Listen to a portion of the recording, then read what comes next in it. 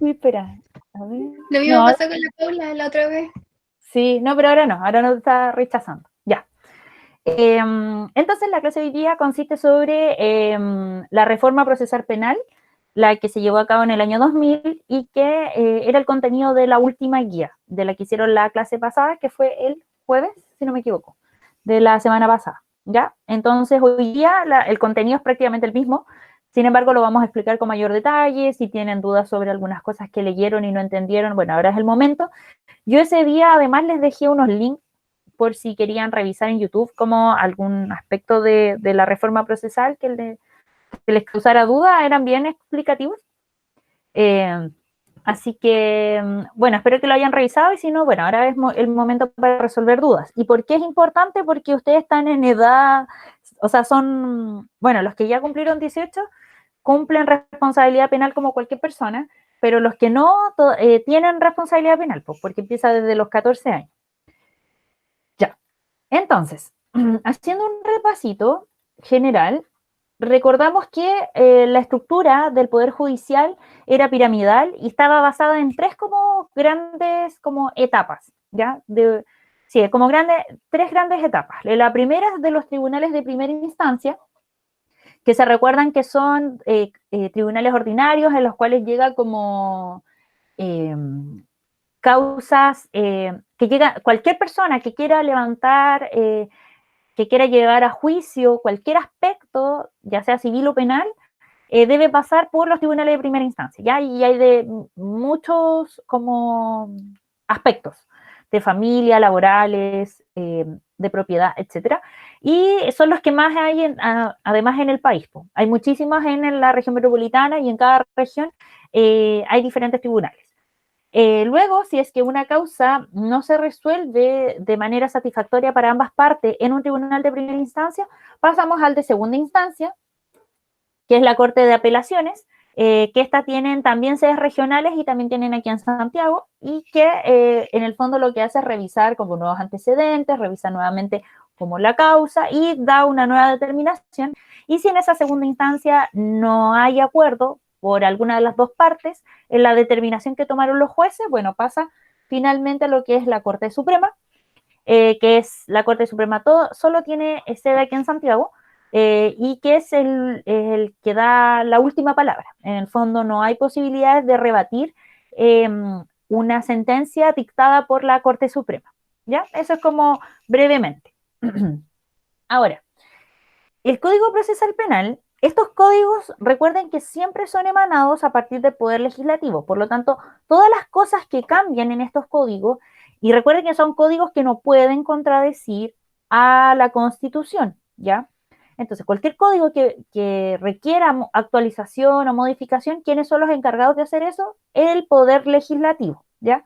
En el año 2000, bajo el liderazgo de Ricardo Lagos, se lleva adelante una actualización o modernización del proceso penal. Recuerden que lo penal tiene que ver con el ámbito, con todas aquellas acciones que pueden impactar de manera negativa el Estado de Derecho, ¿ya?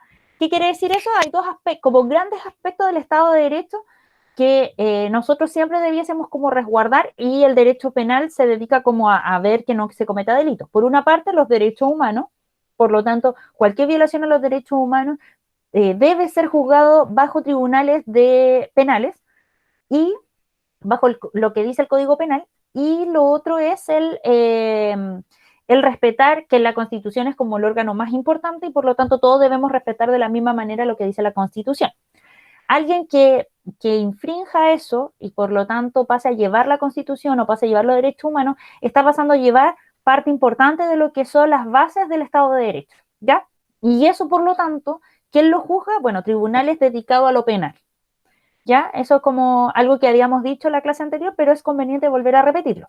Es en ese ámbito en que se aplica entonces una reforma para poder actualizar. ¿Y por qué? Estos libritos ustedes, si alguien quiere estudiar Derecho, los venden en los kioscos. Y están, creo que en Internet, pero es mejor los kioscos. Son súper caros además, así que junten plata. Ya. Lo primero que se modifica del Código Penal es la edad de quienes tienen responsabilidad penal. ¿Qué quiere decir eso? responsabilidad, sí, por responsabilidad penal, que si cometen algún delito que afecte en el ámbito de lo penal, van a ser juzgados por ello. Entonces, lo primero que se modifica es rebajar la edad de quienes pueden tener responsabilidad penal. Y se acuerda que la responsabilidad penal adolescente va a empezar desde los 14 años en adelante. ¿Ya? Entre los 14 y los 18 años es responsabilidad penal adolescente y de los 18 en adelante es ya de personas naturales. Ahora, entonces, en el fondo lo que dice el Código Penal es que cualquier chico mayor de 14 años tiene que asumir las consecuencias legales de lo que tengan sus actos y de que sus actos en contra de lo que es el Estado de Derecho, ¿ya? ¿Cuál es el objetivo de ello? Bueno, en primer lugar, prevenir, porque se estaba evaluando para el año 2000 que el índice de delitos cometidos por jóvenes había aumentado, ¿ya? En esta época es súper conocido el caso del Cizarro y otros más, que son chicos de baja edad que están cometiendo delitos súper graves, o sea, no solo asaltos y cosas por el estilo, sino también asesinatos.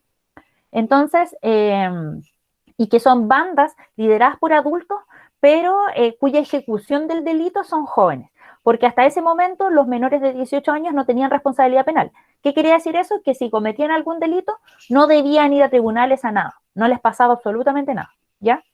Entonces el objetivo era prevenir, es decir, que los jóvenes supiesen que si tenían responsabilidad legal, iban a dejar de cometer delitos, ¿ya? Ese era uno de los objetivos. Por otro lado, también obviamente respetar los derechos humanos, porque esas son las bases del Estado de Derecho. Y el otro objetivo, bueno, y además como respetar también los derechos humanos de los niños y los jóvenes.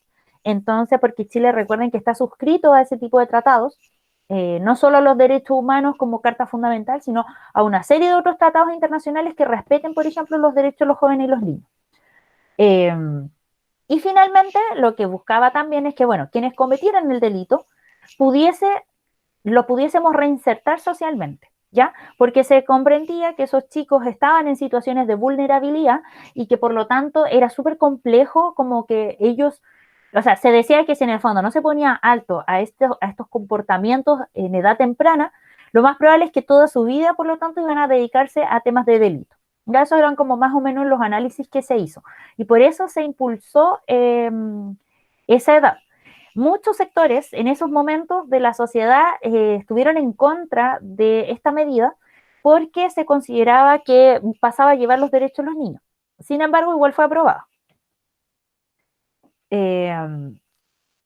Y bueno, ¿cuáles son entonces las sanciones que tienen los chicos y chicas que cometen, que infringen la ley, infractores de ley? Por una parte está la sanción que es de tipo privativa de libertad, es decir, que deben permanecer o en sus casas recluidos o bien en un centro especializado de familias, o sea, un centro especializado de menores, que es el famoso CENAME, ¿ya? Idealmente, bueno, eso es cuando, por ejemplo, en sus casas sucede cuando existe un entorno familiar que puede como colaborar en la reinserción de los chicos. Por lo general, todos los niños y niñas infractores de ley se van a CENAME, ¿ya? Y por infractores de ley, no solo pensemos los delitos de asalto, como que asesinen o que atenten contra la vida de otras personas, también hay mucho tráfico de drogas que también forma parte de delitos que resguarda el ámbito penal, ¿ya? El consumo y tráfico de drogas y ventas, ¿ya? O también como servicios sexuales o cosas por el estilo. Así que para que tengan cuidado de lo que hablan a través de redes sociales, porque WhatsApp, Facebook y muchas otras aplicaciones están siendo monitoreadas por servicios de inteligencia, porque son las formas que tienen hoy día bueno, muy precarias, sí, pero aún así son formas desde donde Carabineros logra obtener más datos, ¿ya? Entonces, están las privativas de libertad, donde tenemos el CENAME, al cual llegan la mayoría de los chicos que infringen la ley, y el CENAME tiene el propósito de que los chicos no pierdan continuidad de estudio, por ejemplo, y que puedan, a través de ese mecanismo, bueno, cambiar obviamente, ponerlos a salvo como de las familias y de los entornos de vulnerabilidad donde ellos están, y además como proporcionarles todas las herramientas para que al término como de su sanción, puedan como salir del Sename y como reintegrarse bien como al mundo. Ya, eso es como la idea. Y la otra es la no privativa de libertad, que tiene que ver con trabajos comunitarios y cosas así. Yo la verdad no conozco ninguna sanción de ese tipo. No he tenido la posibilidad de ver eso. Sí conozco muchas sanciones que han derivado en Sename, pero ninguna de no privativa de libertad. Deben existir, pero la verdad yo lo desconozco. No tengo ejemplos para darles. Ya, ese es como lo primero. ¿Tienen alguna duda hasta acá sobre la responsabilidad penal adolescente? No, ¿No? ¿Saben que tienen que tener cuidado? sí, Ya. estamos Muy bien. Sí, sí, hay que tener cuidado. Sí, hay que Sí, tener profe. mucho cuidado, ¿ya? Yo les subí una guía donde ustedes van a tener que ver dos videitos. Uno de ellos tiene que ver con... Ay, se me olvidó de qué era. ¿De qué era? Ah, de rebajar, porque hubo hace 2 años un proyecto para rebajar la edad de la responsabilidad penal adolescente, de 14 a 12 años, ¿ya? Diputados de la derecha llevaron adelante un proyecto donde el objetivo era que chicos ya de 12 años, porque ustedes saben que ahora las bandas están constituidas por niños chicos, realmente chicos, que manejan autos, manejan armas, etcétera. Entonces, ellos impulsaron un proyecto de ley para que niños de 12 años ya pudiesen como tener responsabilidad penal, ¿ya? Ahí van a tener que responder unas preguntitas, si es que están de acuerdo o no, en qué consiste, etcétera. Y hay otro videito que van a tener que ver, que tiene que ver con el Sename. Hace poco, si ustedes saben, hubo una polémica gigantesca por un reportaje que sacó Mega a propósito del Sename de Hualpén, en Concepción, que estaba, donde había abuso sexual, maltrato a menores, tráfico de drogas, etc. Y quedó al descubierto. Por lo tanto, hay un proyecto de ley que busca modificar el Sename. O sea, se supone que no lo va a modificar, sino que va a ser otro Sename. Dígame. Miss, esa noticia de la que usted habla del Mega, ¿no es una sobre una galla que trabajaba ahí, Yo, que en un cename, sí, y pues, se Era supone que directora. sí, sí, y que usaba a los niños para cosas sexuales, como si fuera, los prostituía, una cosa así, ¿o no? sí, sí, sí, sí, Ah, sí, ya, a eso se sí. refiere. Ya. Ahora, ojo, que no es el único Sename que tiene esos problemas. Han existido informes desde hace años que vienen diciendo de que en Sename se violan los derechos humanos. Hace años, hace años. Cuando yo trabajé en Sename, recuerden que yo hice una práctica en Sename, aquí en Sename de Pudahuel, era que yo a veces andaba por el patio y sentía olor a marihuana. Y yo sí, pero ¿por qué? Si estamos en un Sename. ¿De dónde viene ese olor? Y claro, para ustedes quizás la marihuana no es nada, quizás como que es recreativa, pero para alguien que viene de espacios de vulnerabilidad, la marihuana no es simplemente una droga recreativa, como puede ser para muchos, ¿ya? Lo pienso en ese momento, yo estaba en la U, para muchos de mis compañeros era muy recreativo, era como casi para desestresarse. Para chicos de Sename no es así, ¿ya? Porque además son chicos medicados en muchas cosas. Entonces no es tan simple llegar y que fumen marihuana. Y eso es lo que yo creía, porque era lo que yo sentía de olor. O sea, probablemente eran, y es lo que, o sea, podíamos sentir, quizás que otras drogas también habían. Y también los chicos contaban, o sea, de que había tráfico de drogas para niños chicos. Entonces, como que lo que destapó Megan Walpen es algo que ocurre en muchos, muchos cenames. Y a mí me parece terrible. Bueno, sobre eso van a tener que ver el video y contestar unas preguntas también. Ya, si no tienen dudas sobre esto y si saben que se tienen que cuidar, no tienen que pasar a llevar el Estado de Derecho, si tienen que ser unos buenos y buenas ciudadanas y ciudadanos, seguimos. Bueno, y la otra gran modificación que sufre el Código Penal es la creación del famoso Ministerio Público. ¿Y qué será el Ministerio Público? Tal como aparece acá, es un órgano autónomo cuya función es dirigir la investigación de los delitos, llevar imputados a tribunales y dar protección a las víctimas y testigos. El Ministerio Público lo que viene es a democratizar el acceso a la justicia, ¿ya?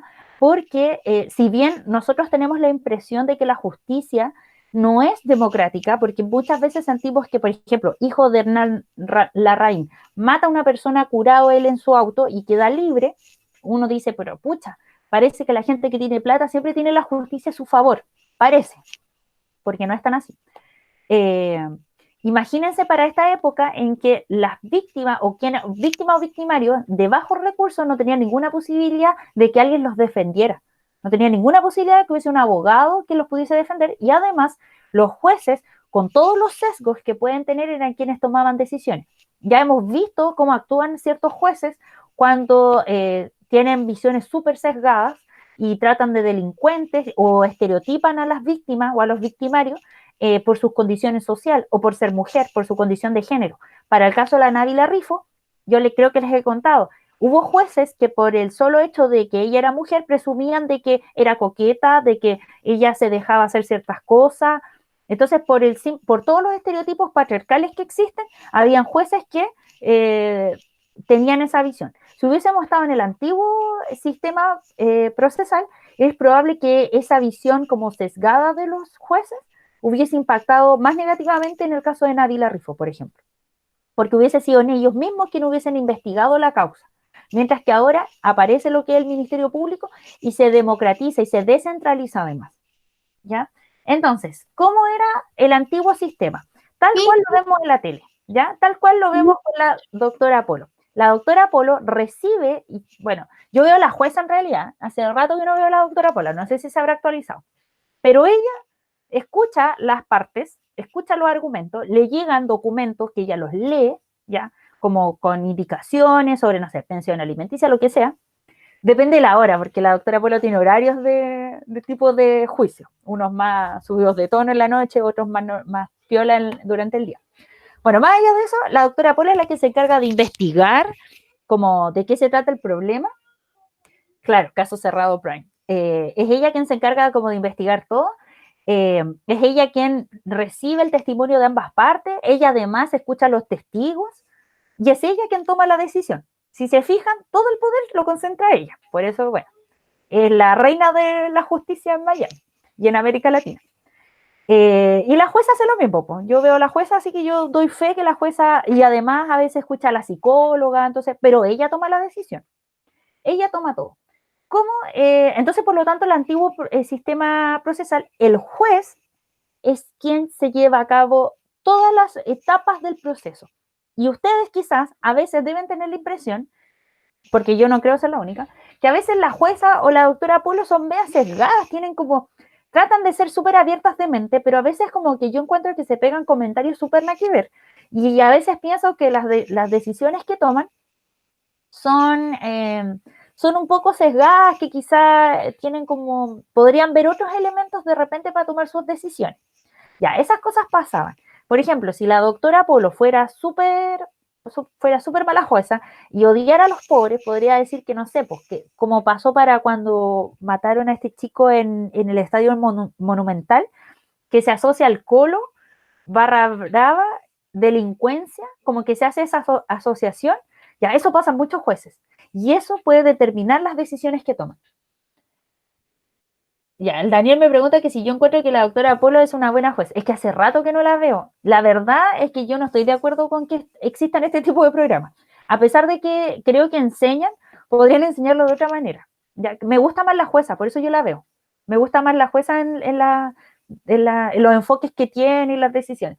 A mí la doctora Polo es más show que ganas de querer impartir justicia. Entonces, por eso como que desconfío a la doctora Polo. Daniel, si es que respondí a tu pregunta. No sé si más. Ya. Entonces, eso era entonces el antiguo sistema, tal cual lo vemos en la tele. Ahora, ¿qué es lo que pasa? Aparece lo que es el famoso Ministerio Público, y el Ministerio Público, ¿de quién está compuesto? Por un fiscal nacional, que bueno, que están ahí sus características, todos tienen que ser abogados, así que no vayan a estudiar pedagogía para después querer formar parte del Ministerio Público, no lo podrán conseguir. Y además hay fiscales nacionales, o sea, regionales, perdón, ¿ya? Estos fiscales lo que van a hacer, bueno, y dentro también de los fiscales van a hacer entonces lo que van a investigar, van a formular los cargos, y principalmente junto a la colaboración de carabineros y de policía de investigaciones, van a llevar a cabo la investigación, ¿ya? Y es independiente, el fiscal no tiene nada que ver, no tiene relación con los jueces, o eso se cree, ya que los jueces son independientes a los fiscales, por lo tanto, el fiscal puede tener una visión, pero el juez luego lo toma y puede determinar algo completamente diferente, ¿ya? Bueno, también aparece la figura del juez de garantía, que es el que vemos acá, que en realidad vela de que como que tiene una cierta calidad de fiscal frente a lo que hace es como un fiscal del fiscal, pero en el fondo se preocupa como de velar de que las decisiones y la investigación se esté llevando bien a cabo, porque el fiscal también puede ser sesgado y también puede realzar más un aspecto de la investigación que otras. Y esas cosas pasan, o sea, en las series sale mucho eso, como ustedes que consumen mucha tele también. Bueno, están los defensores que van a ser quienes van a defender como a los imputados, y lo más importante, que yo creo que es una de las cosas como que a mí me parece muy buenas del nuevo sistema procesal, es la figura de los defensores públicos, que son abogados gratuitos, que en el fondo cualquier persona tiene derecho a acceder, porque aquí prima el derecho a la justicia.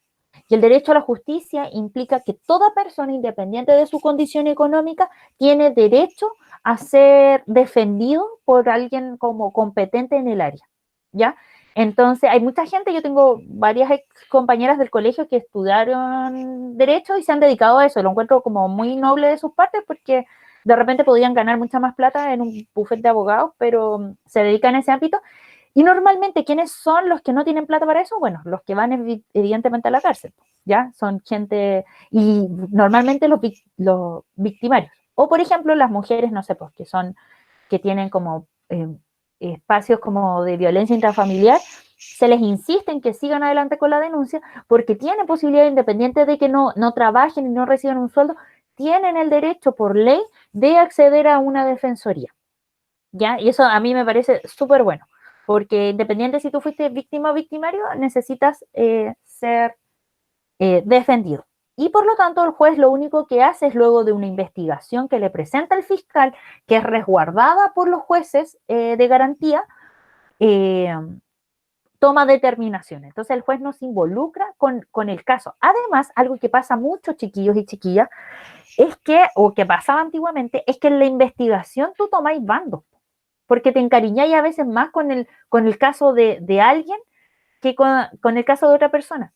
A veces pasaba mucho que la víctima tenía una personalidad hostil y por lo tanto a ti no te, como que de piel no te cae bien y te trae mala espina, y a veces eso eran indicadores como para tomar una decisión arbitraria y no como acorde a lo que dice la ley.